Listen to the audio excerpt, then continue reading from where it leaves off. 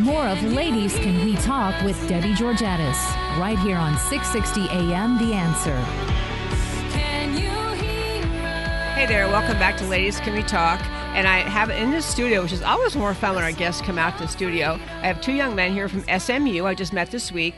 They're kind of the leadership team, the Young America's Foundation. I have Drew Wicker and Grant Wolf. Hi, guys. Hi, Debbie. Thanks for having us on. Yeah, thank you. Oh, happy to do it. Okay, so I have mentioned Young America's Foundation on this show before, but I don't know if all our listeners know. So actually, why don't just one of you let me know what's the reason Young America's Foundation exists? Like, what's the whole point? Sure, absolutely. Young America's Foundation is a national conservative organization, and their goal is to inspire the upcoming generations of Americans with the values that you were just talking about, the values of constitutional conservatism, limited government, individual freedom, free enterprise, etc., that have made this country great. And so our purpose as a chapter is to inspire and educate our fellow students about why those values are important. So honestly, with all the things I remember doing in college, which weren't so serious and earnest as what you're doing, why is it a switch? But why is it important to you? What things about the Young America's Foundation values grab you? To me, they're common sense moral principles as well as just governmental principles. I think that they're things that every single person believes, and I think that those are principles that are worth fighting for. And I think that going to college, you see that more than ever. It's a place that's for deliberation and discourse, and I believe that we have a right to be heard. And I think that that's why we started the organization when we did. Yeah, we're going to talk in a moment about an episode they had at SMU involving Rafael Cruz, whom I've mentioned many times, and he's been on this show, and I've mentioned him. He's just a fabulous spokesman, really, mostly for free markets and against socialism. His growing up life in Cuba helps him have an understanding of how much better free markets are. But before we do that, I was just going to ask, and we'll go back and forth, I guess, Grant. Sure. We talked in the show about the protests at Mizzou, and they had the supposedly million student march. And these kids, when you really read their complaints, to me, they struck me as just astoundingly shallow. They were pretty much just got my feelings hurt kind of things, and maybe feel differently. But was there any similar thing that got started? And people, I think, in the South assume, hey, this is Texas, is Dallas, is SMU. Was there any kind of support for that Mizzou protest at SMU? Yes, there was. And I think there has been nationally with movements on social media to try to rally young people to support the protests that were happening at Mizzou. There was Black Lives Matter was trying to initiate a chapter on our campus, and there was a rally in support for Concerned Student 1950. And so we are currently looking at what we can do to advocate for free speech in that situation. What's the ballpark? I mean, do you have any idea how many students at SMU would really be interested in that? Is it 10? Is it 1,000? Or they had a picture on their Facebook page a couple of weeks back. It was a substantial group of people, 50 people or so. Wow. So what do you think someone would say the Mizzou protest really was it distilled down to? What is their point? Based on what the conversations I've had with those individuals, and Grant is absolutely right. There is a large contingent of what I would say is people that are at least very sympathetic to their call, to their plea, and it's showing up a lot on social media and on gatherings. I think that their point isn't that Black Lives matter more than any other lives. It's that they deserve special dignity and affirmation based on past wrongs, and they believe that those things are still things that should be redressed after 150 years. And those are things that they still view to be wrong, and they feel targeted with calls of police brutality back in Ferguson and Mizzou. I think that they just feel targeted, and they feel like they've been subjected to things that anybody else wouldn't. Yeah, that's actually a really good point. It is so easy when you read a summary of the facts from outside to think this is a big protest over nothing, but actually there are earnest people involved who really think there's something terribly wrong going on, which should then lead them to want to have conversations about whatever their issues are, whether are the cases that they're describing really circumstances of police brutality, or are they more, there was really conduct that was not lawful that the police should have been getting after. And so, I mean, conversation is right, which is a good segue to say, turning to your episode, I got to go back to Grant this fall with, Yes, this November. fall, this year. Okay, with Rafael Cruz, who's a dad of Texas Senator and presidential candidate Ted Cruz, and a great friend of mine, this show. But Rafael Cruz came to your campus to speak, but there was kind of an uproar before that. So can you tell listeners what happened there? Absolutely. So YAF has an initiative called Freedom Week, where we celebrate. It's in early November. November 9th was the anniversary of the Berlin Wall coming down almost 4 decades ago, and so they have an initiative to celebrate the victory that was won by freedom.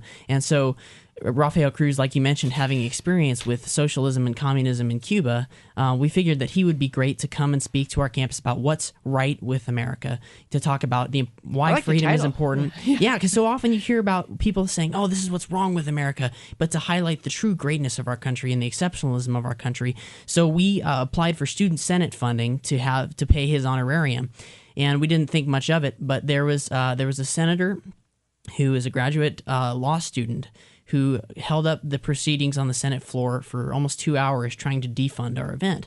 And he misconstrued and mischaracterized statements that Rafael Cruz made about traditional marriage to try to construe him as a hateful, anti-gay bigot.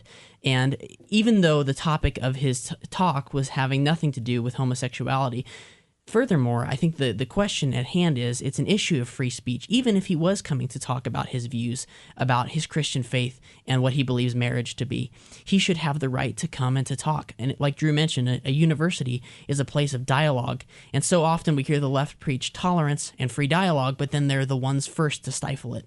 And so thankfully we ended up getting our funding, but there was quite a stir in the Student Senate that almost prevented our event from being able to happen. But praise God, we ended up, Mr. Cruz came and we had a successful event. It was excellent. Yeah, I was wondering, we were talking earlier today, I actually met with these young men earlier today to think through what would be the best subjects, because there are many, many things we could be talking about. But, it struck me when you were telling this story, which I hadn't been aware of before this past week, I think Rafael Cruz, he does say things that many people disagree with. I mean, I think certainly socialists disagree. They like socialism. And he has kind of traditional Christian views on marriage. And some people do, some people don't.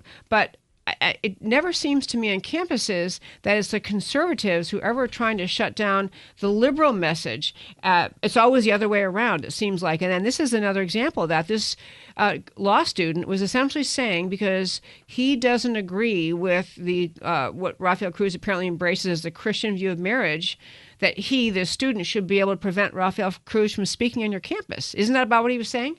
Right.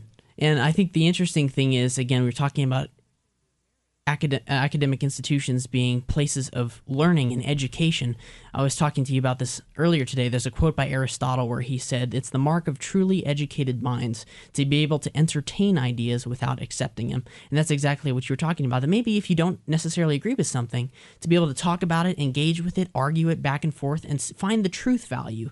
And that's exactly the kind of thing that was trying to be disallowed from happening. It was. This whole political correctness thing in society, campuses are a huge home of that, but really around society. And this is one of my trademarks of Ladies Can We Talk. We have to be able to talk about the issues facing America without name calling and without, attempt, without anger. Just why is it you think that? What do you, where's your reasoning come from? And share your ideas. And you may just decide, okay, we agree to disagree, but that discourse is vital. It's kind of one of the hallmarks of Western civilization.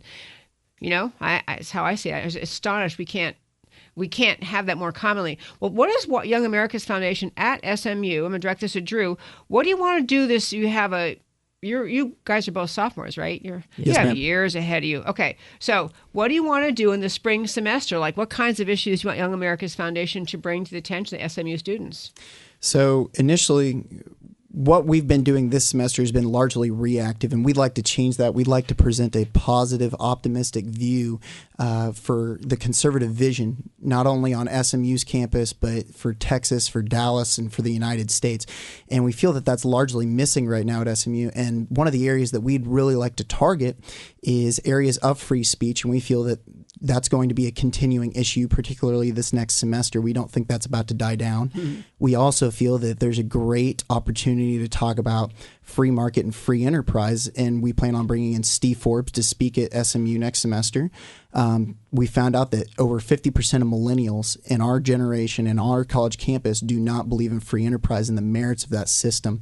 And we find that to be incredibly ignorant. No. Yeah, ignorant. Ignorant as, My word. Not only somebody in the business school, but somebody who has a background in political science and other things.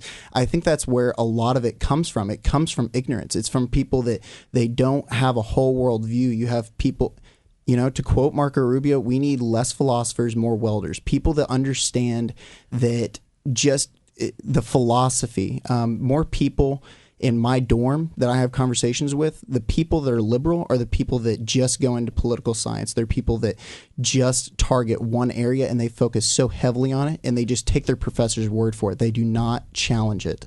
And that's something that influences their entire worldview. And it's something that they don't bother to question. They just take it for granted and they don't question it. Wow, I love hearing that. Plus, Steve Forbes is not only, as you know, leading, he's really kind of a leading American thinker on free markets and certainly absolutely, and internationally as well. Yep. So let me ask, we're going to wrap up here in this segment, but we're going to have another time we can have you on the show. You talked a little bit about campus carry. You guys are interested in pursuing that at SMU. I want to talk about that another time. But for now, because we have to zip off to our break, if people want to know about Young America's Foundation, what you guys are doing, where can they go find that out? Grant? I would say the best way to do it, we communicate primarily via our Facebook page, and that's SMU Young Americans for Freedom. SMU Young Americans for Freedom. And you can also email us at yaf.smu@gmail.com. And we'll contact you. Say the email again one more time. Sorry. yaf.smu@gmail.com. And the big organization, the umbrella Young America's Foundation, if you just Google that, you can find it. yaf.org. Yep. It's the coolest organization. Well, gentlemen, thank you both for coming to the studio tonight. Thank you so much. Thank you very much. Happy to have you here. We're going to go off to our break, and then we have coming up at, I want to remind everyone, at 6:45, Scott Ott, who's just really fun to talk to and a great, he's a humorist and a thinker, and he's has great commentary I want him to get to share with you. So we're going to zip off to our break now, and I want to share, when we come back from the break, for a very quick thing, I want to fill in some things going on the BDS movement, which is an anti-Israeli, frankly anti-Semitic thing happening on campuses and around this country, including what's happening at the White House this week. So come back after the break. This is Debbie Georgatos, and ladies, can we talk on 660 AM, The Answer.